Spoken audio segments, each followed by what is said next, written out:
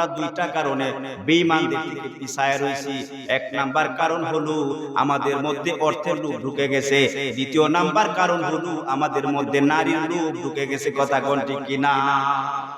আমার ভাইরা রে, আজকে যদি আমরা অর্থের লোভ মন থেকে সরাইতে পারি, আজকে যদি আমরা মন থেকে নারীর লোভ সরাইতে পারি, তাহলে ওমর রাদিয়াল্লাহু তাআলা আনহু যেমনি ভাবে সারা দুনিয়ার অর্ধেক দুনিয়া জয় করেছেন, হযরতে আবু উবাইদা ইবনুল জাররাহ রাদিয়াল্লাহু তাআলা আনহু, হযরতে খালিদ বিন ওয়ালিদ রাদিয়াল্লাহু তাআলা আনহু, এরকম বড় বড় সাহাবায়ে কেরাম রাদিয়াল্লাহু তাআলা আনহুগণ, তাবিঈনগণ, তাবিঈনগণ, আমাদের পিছনে যত বড় বড় আকাবিরে দিন রয়েছে, তারা যেভাবে সারা দুনিয়াকে বিজয় করে রেখেছেন, বিজয় করে নিয়েছিলেন, ওমর রাদিয়াল্লাহু তাআলা আনহুর মতো লোক এক সময় বকরি চড়াইতো, ভেড়া চড়াইতো। ওমর রাদিয়াল্লাহু তাআলা আনহুর আসলে কোনো যোগ্যতা বলতে কিছু ছিল না। ওমর রাদিয়াল্লাহু তাআলা আনহুর বাবা ওমর রাদিয়াল্লাহু তাআলা আনহুকে ডাক দিয়া বলল, আরে ওমর, তুমি কয়েকটা ভেড়াই চড়াইতে পারো না, কয়েকটা মেষ চড়াইতে পারো না, কয়েকটা দুম্বাই চড়াইতে পারো না, তুমি আবার জীবনে কি হইবা? কিন্তু ভাইরা রে, এই ওমর রাদিয়াল্লাহু তাআলা আনহু যখন কোরআনের অনুসরণ করতে লাগলো, যখন ইসলাম গ্রহণ করলো, কবুল করলো, মুসলমান হয়ে গেল, মুসলমান হওয়ার পর আল্লাহ রাব্বুল আলামিন তার মধ্যে এমন যোগ্যতা দান করেছেন, যে যোগ্যতা বলে, যে আমলের বলে হযরতে ওমর রাদিয়াল্লাহু তাআলা আনহু সারা পৃথিবীর অর্ধ পৃথিবীকে বিজয় করে দেখায়াছে। কথা বলেন,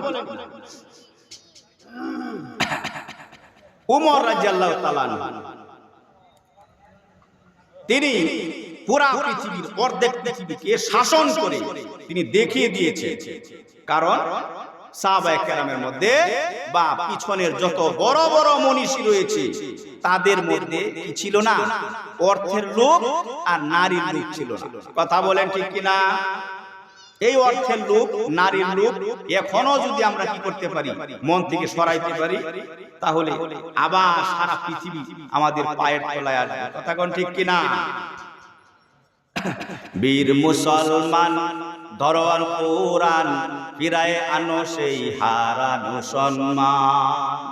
বীর মুসলমান ধরোয়ার কোরআন, ফিরায় আনো সেই হারানো সম্মান। যে ঈমান বলে হয়ে বলিয়ান, যে ঈমান বলে হয়ে বলিয়ান, শাসন করেছিলি দুনিয়া জাহান। কথা কোন ঠিক কিনা? যে ঈমান বলে হয়ে বলিয়ান, শাসন করেছিলি দুনিয়া জাহান। দাওরে সেই হুঙ্কার কররে ঈমান, দাওরে সেই হুঙ্কার কররে ঈমান। পাপ দুনিয়া ভেঙে কররে খান খান, পাপ দুনিয়া ভেঙে কররে খান খান। বীর মুসলমান ধরো আল কোরআন, ফিরায়ে আনো সেই হারানো সম্মান। উমর রাদিয়াল্লাহু তাআলা আনহু পুরা অর্ধেক দুনিয়া শাসন করে। কি মনে করে? কি মনে করে? আবার তার নাম শুনলে শয়তান যদি তার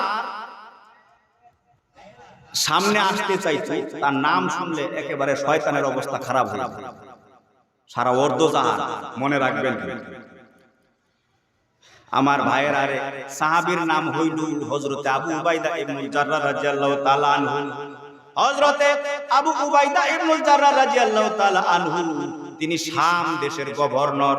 তিনি শাম দেশের গভর্নর। উমর রাদিয়াল্লাহু তাআলা আনহু ছিলেন দ্বিতীয় খলিফা। আর জায়গায় জায়গায় এই প্রদেশ প্রদেশ বা কয়েকটা দেশ মিলায়া এক একটা গভর্নর তৈরি করে দিলেন। বুঝাইতে পারলাম? তো শাম দেশের গভর্নর ছিলেন হযরতে আবু উবাইদা ইবনুল জাররাহ রাদিয়াল্লাহু তাআলা। এখন উমর রাদিয়াল্লাহু তাআলা আনহু হঠাৎ করে একদিন অডিট করতে গেলেন